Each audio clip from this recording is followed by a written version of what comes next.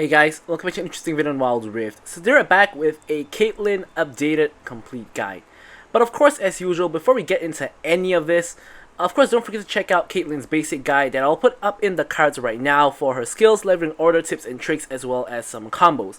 So previously we covered this build as Caitlyn's quote-unquote best build. So since then, it has pretty much shown that going Bloodthirster first item pretty much is never the way. In fact, a lot of people are actually going for Magnetic Blaster as a first item. Like, I've seen some people go from Magnetic Blaster into like Phantom Dancer. Like some of the top 3 Caitlyns go for that build, but I personally don't like having like literally all attack speed and 0 AD at the beginning. And then a couple of other Caitlyns in the top 10 go for Stormraizer, which I do think is a pretty good Caitlyn item. Of course, you still want to go for Bloodthirster eventually, but a little bit later on. And also, you will notice this build's a little bit weird because it has like overcapped on crit. We'll talk a little bit about that in a while. But another change is the fact we're going for Kraken Slayer, which has of course been buffed as well. So there's also that. So we're not going for the lethal tempo anymore. So let's jump straight into it. So the first item we're going to go for is the Gluttonous Greaves, of course with the 35 AD and the 7% Omni Vamp. Now you could technically also go for Berserker's Greaves for more attack speed because you want prompt lethal tempo more often.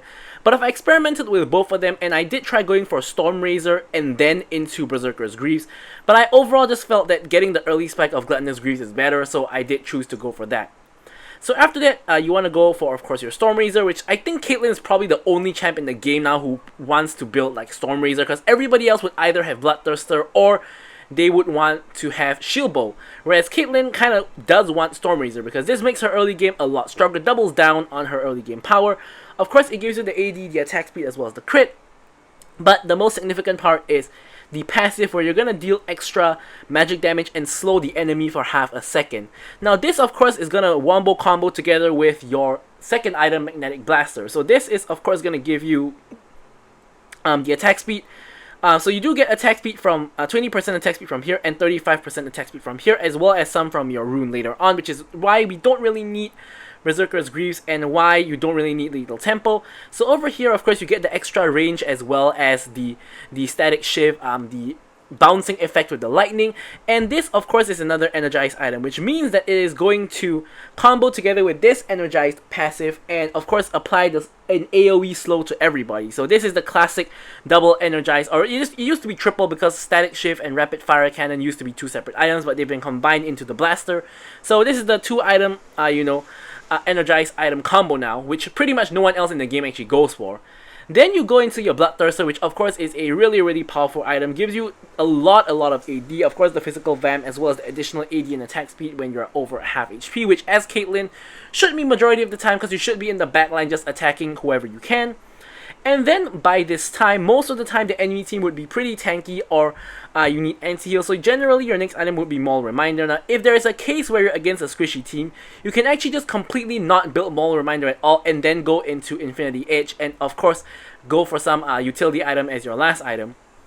And for this particular case, we're actually going to continue on and build another IE as our last item to finally get that boost in crit damage, at which point we're already at 125% crit, which is not optimal. So what you're going to do at the very end is remember that you do have a choice here. So you can just keep this build or you can skip IE for a defensive item. Of course, we have a lot of options. We can actually take a look over here at our options. We of course have items like GA, you have Runaan's Hurricane for the spread damage. Of course, you have items like Crowd, Sterex, as well as your Maw against magic damage. So you have all those options. So of course, that's option number 1. Option number 2 is you can keep this 125% crit build. Technically, nothing wrong with having this build, just that it's not very goal efficient since you are going to waste gold on getting the crit on IE. And your third option is going to be you can actually sell your Stormraizer, because Stormraizer is a very early game focused item, and in late game it's a lot less significant in terms of damage. However, you have to kind of take into account that you're applying an AoE slow using your Magnetic Blaster plus your Stormraizer combo, so that is gonna be quite significant a lot of the time. So you may not necessarily want to sell Stormraizer, but if you do, you can sell Stormraizer and of course pick up your GA or one of your other defensive tools, or even your Runaan's Hurricane, which is Runaan's Hurricane is probably going to give you more value than Stormraizer at this point in the game anyways. So there is that. So onto the runes. Best rune for Caitlyn now is going to be Kraken Slayer, because obviously Kraken Slayer gives you the true damage after every 3 attacks, and you scale off a 40% bonus AD, which you're going to have quite a lot of. Of course, no AD here, but we have AD over here, here, here, and here. Or rather here. So we do have a lot of AD, and we do have a decent amount of attack speed from, of course, our items together with Legend Alacrity. So we can proc Kraken Slayer, you know, pretty often, and especially in lane, you should be just trying to basically just get off a basic trait combo of 3 attacks, and you should pretty much never be out-traded, honestly. So Kraken Slayer, really, of course, strong rune for Caitlyn and a lot of other ADCs as well. Brutal, of course, because you're auto attack focused ADC. Giant Slayer, of course, you know, works really well against not just the tanks on the enemy team, but anybody who builds health. Pretty much the best rune in this area. And of course, Legend Alacrity, because we need the attack speed, which we are kind of lacking of because of the lack of our lethal tempo. And of course, we have Bone Plating for the NC combo damage as well as the defensive capabilities, both in lane and in the late game. And finally, we have Flash and Ghost, which you're going to take Ghost like 90% of the time, because having that extra mobility to kite as well as to just run forward and attack people is going to be way better than having Exhaust in majority of games. But of course, if you're against a team that has multiple assassins and such, then Exhaust could be the way to go as well. But yeah, so with all that said, let's now jump into talking about our gameplay. Alrighty, so hopping into our gameplay, of course, as usual, don't forget to like, comment, and subscribe. Any questions, queries, or remarks, feel free to leave them in the comments below, and of course, be sure to address them. As you guys can see here, we're kind of dual queuing with the Nami here, and generally, Caitlyn doesn't care too much about who she lanes with in terms of her support. It's more about her enemy, so you want to play against someone who you can poke pretty easily. So a bad matchup would be something like Ashe, or maybe those really aggressive champions like Draven or Lucian is not very easy for Caitlyn to deal with if they're playing overly aggressive. Of course, if they're hanging back a little bit, it's really easy for you to just poke them down. But generally, most matchups for Caitlyn's pretty good. Like, you know, against the hyper carries like Kai'Sa, Zeri, you know, even like, you know, Jinxes and all that, it's pretty easy to just poke them out because, you know, they don't do too much damage in the early game and you do a lot more damage than them. It's of course even better if your support has poke as well. So like Nami is not bad, and any other support that's poke like Karma, etc. But if you play with an engager, that's also fine because of course if they can engage for you in the early game and you can wombo combo them with your trap into net you know, combos and stuff, which of course we covered in our basic guide, you know, you can also perhaps get a kill in that way. So here you can see that basically I have 2 goals here. My first goal is of course to poke enemy, like so for example, look at what we did to Xayah here.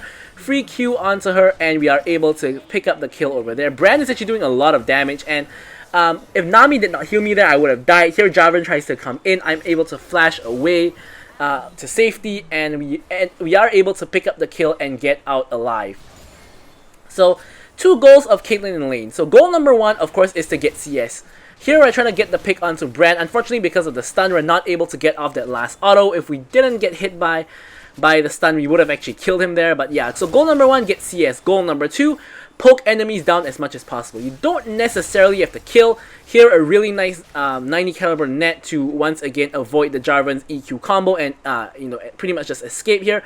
And at this point it's a bit too risky, so we're gonna just recall. But somehow Hecarim actually just goes in 1v3. We can see it on the minimap here. He's going in 1v3 and he is pretty much just getting run down.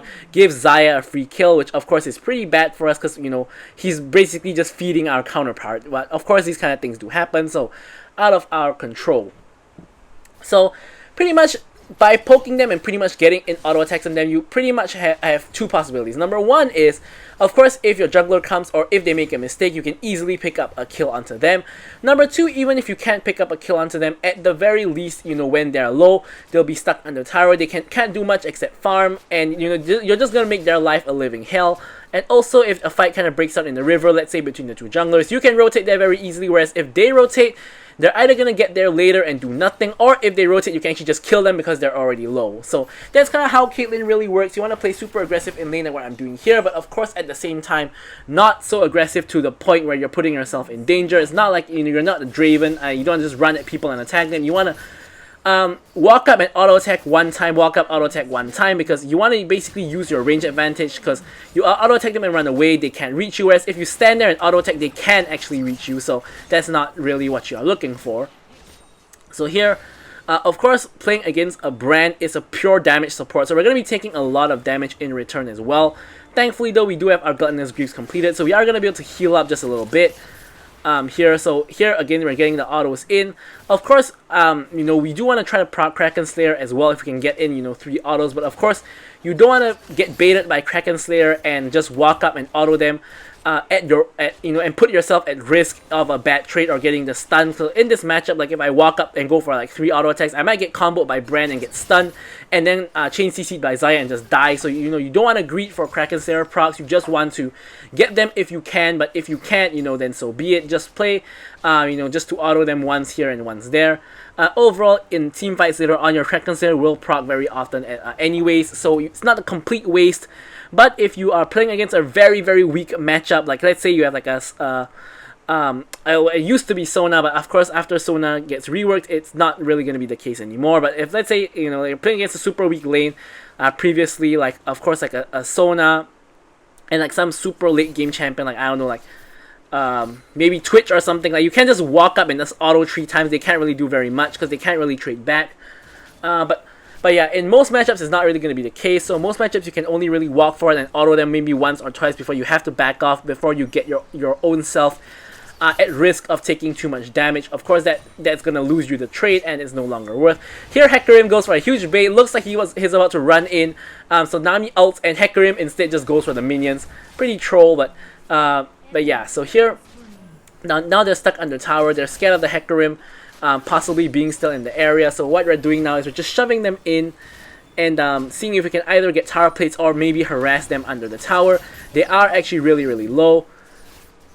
So here I'm gonna trap to prevent Kai'Sa from walking. Xayah from walking. That way she runs into my trap, eats a combo from me, and I'm able to actually get the Q and finish her off. Now, unfortunately, Jarvan shows up, and I'm basically I kind of misplayed here because I was trying to ult Brand to finish the kill, but I was under tower. Now, if Jarvan was not there, this would not be an issue, me tanking a tower shot and getting the kill on Brand. But since Jarvan was there, I realized that number 1, he's going to block the shot for the Brand. So there's no point tanking tower to try to kill Brand because I wouldn't get the kill anyway. So I had to flash out, which of course canceled my ult. And even so, I was too low and I get killed by Jarvan's smite of all things. So Brand unfortunately lives and instead I die, which is pretty tragic. On the bright side, my team not only picked up Herald, but I also completed my Stormraizer, so I will have a lot more early game strength now. Here, of course, I'm still looking to perhaps get a little bit of poke, but of course the wave is kind of pushing in, so we're going to have to deal with this wave first. And now we have our hit shot lined up and ready. We did spot the Jarvan and we can see his flag here, so we don't want to play overly aggressive because he could just be waiting in the bush. Now you're going to see something that ends up happening really often in this game, which is that the enemy team decides to focus me. So you can see Jarvan comes in, Yone comes in as well.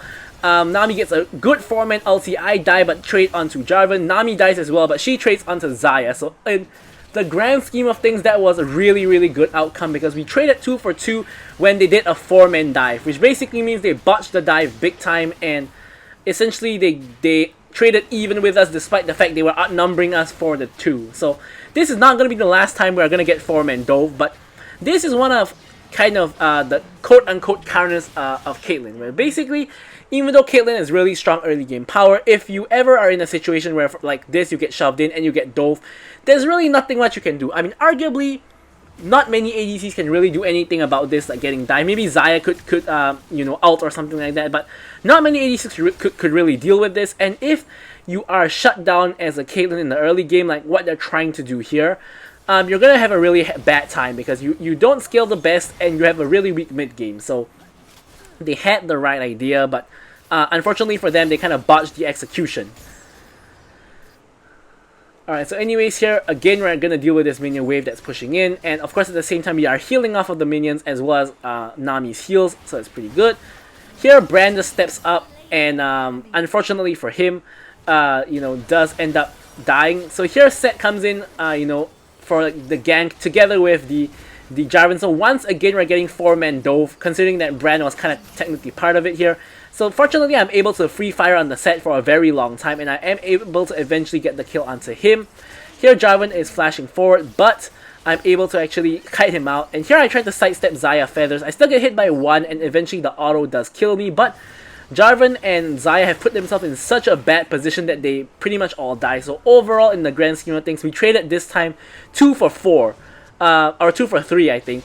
I mean, technically it's 4 if you count the brand who died previously, but we overall kind of traded 2 for 4. So once again, even though we died, we still got back a kill on ourselves, and our team got the other kills as well. So overall, our team still wins out on the trade overall. So once again, it isn't too bad. Now, of course, like if we look at the overall state of the game now, Malphite is kind of feeding, Hecarim is really fed, and I'm pretty fed as well. Swain's doing alright, and Nami's doing alright as well, whereas on the enemy team, everyone is kind of about like the same power level in the enemy team. No one is particularly fed or particularly behind. Unlike our team, where clearly me and Hecarim are fed, whereas Malphite is clearly behind, and Shen are just a little bit, Swain just a little bit ahead of him. So here, we can see Xayah in mid, we can see Sett in mid as well, we can see Yone actually coming up here. So here, Jarvan is also coming. So here we are going to sidestep the flag and grab, we're going to sidestep the Yone ult as well, and we're actually able to get off a lot of damage, but Nami unfortunately dies. Here, whether I ulted, I chose to ult the Yone here because, firstly, Jarvan will not die from the ult. Secondly, Brand will block for him. So I tried to ulti the Yone, although I knew that it was really unlikely that he would die from the ult anyways. But decided to just give it a try anyway. We complete our magnetic blaster at this point. So we do, of course, now have a little bit more power, of course, with the double energized item combo. And here we can see dragon spawning. Both mid wave and top wave are pushing in. So I'm just going to go deal with the top wave, which is going to be my own lane. Unfortunately, we missed the minion there. So now we see Jarvan on the opposite side of the map. We see Xayah in the mid lane. And here we're going to just take the quick time to just quickly farm the Gromp. Of course, Caitlyn's single target damage really strong. So quickly farm the Gromp, quickly farm the wave. Now we can see our Hecarim is on the wrong side of the map. So no point in going to dragon because we can't contest it anyway. So here I decide the best case scenario is to go for the tower. So we can see Yone at the dragon pit. He's clearly focusing the dragon. He's not coming for us. So we're just going to quickly focus down this tower and quickly just run away while the enemy team is busy doing the dragon. Now in the meantime, my team is going to contest. Since I'm out of range to really do anything aside from ult, I'm just going to ult to contribute a little bit of damage. Now I'm going to walk to the fight. I'm able to pretty much focus down the Sett to eliminate him from the equation. But after that, my whole team dies and I get ulted by Jarvan. Unfortunately, because of the smite, Jarvan is able to actually just run me down and just kill me straight up. And the only survivor of the encounter is going to be the Hecarim, who did start off with a Youmuu's Ghost Blade. So he is a little bit squishy, but he does have the Divine Sunderer now. So yeah, a pretty messy fight. And so far, we're not doing too hot in terms of KDA. Like pretty much we're 5-4 and 4, which is, we've been dying quite a bit, but honestly, like, at least 2 of those deaths were completely unavoidable because we got Foreman dove, and like, there's not really much we can do about that. But yeah, so now we've respawned, the enemy team is now running for the hills. Of course, they're unable to pick up the inhibitor because death timers are not too long at this point in time. But Malphite looks like he's chasing, so I'm just keeping a relatively safe distance away. Of course, the Jarvan flag is able to see me on vision. But yeah, just in case, he decides to just run at them and ult in or something like that, I can at least follow up with my own ult or, something like that if I'm in range. So now I'm going to just look for farm, right? So here, for some reason, my team is making a play onto the Sett, which I don't really know, like, why we're going to go for a pick on the enemy tank, but turns out that, especially because we have no vision of the enemy team, so I thought the enemy team might show up and, just kill them after they kill the Sett, but turns out the enemy team did not, or rather they showed up a little bit late. So in the meanwhile, I'm able to actually pick up these couple of minion waves. And now we can see that there's 3 people on the enemy team in the top lane, 1 person dead. No idea where the Xayah is, and she's the only person missing. Now we see Xayah in mid, so we know that there's no one here to stop us. So this is going to be a free tower. So we're just going to quickly focus the tower with 4 people now on the top side of the map and 1 person dead. And we are going to recall. Now, if the Sett's death timer was longer, we could actually have pushed inhib. But of course, Sett's going to respawn and stop us, so we don't want to take any unnecessary risks. We're just going to recall and join up with our team. So here Yone is trying to back, but Hecarim runs really quickly, so he can probably reach the Yone. He does actually reach the Yone, and here I'm popping the ghost to try to catch up. I'm able to slow down the Yone with the help of my rapid fire cannon, and we find a very good fight where pretty much we're just going to run them down. Here I get the ult onto Xayah to finish her off, because the enemy team, of course, was a little bit disjointed there. They're probably just trying to reset and probably just trying to mind their own business, but they do get engaged upon by us. Speaking of engaged upon, Sett was spotted in the bush because of the sweeper, and he does end up dying to me. and then Jarvan is the only person left alive. He barely escapes with his GA intact, and this gives us the ability to go for Baron. Now, of course, the only person up is the enemy jungler, but obviously he must have reset at this point because he's 1 HP, so should be a pretty safe Baron. And from the replay, we can of course see that he did indeed reset. So here we can see a huge wave in top. So obviously what we want to do, we want to quickly get back and get there as quickly as possible. So I went for of course the Last Whisper as my next item, because of course the Sett and the Jarvan are getting tanky. So we do want that to of course make sure we have the damage to cut through their armor and of course you know, get those kills and take them down. So here we clear the top wave and we can continue pushing a little bit. Of course we don't quite know where the enemy team is, so it is slightly risky, but with my team applying pressure in mid, we can see Yone in bot now, so we are just gonna continue pushing. And now I'm just gonna quickly recall to I believe pick up my my Executioner's Calling, because there is a lot of healing from Sett, from Yone, from Xayah, so we do want to get the anti-healing. At the same time, we can get the rip buff and join our team, where obviously a fight is gonna break out. We can see that Sett is just recalling in top lane, so this is a really good fight for us as long as I can reach there. Of course, I'm going to pop the Ghost, and I'm going to focus the first guy I see, which is going to be Jarvan. Here, I'm going to put double traps here to make sure there's no way he can get out. So he pops both traps, and I actually double headshot him for the kill.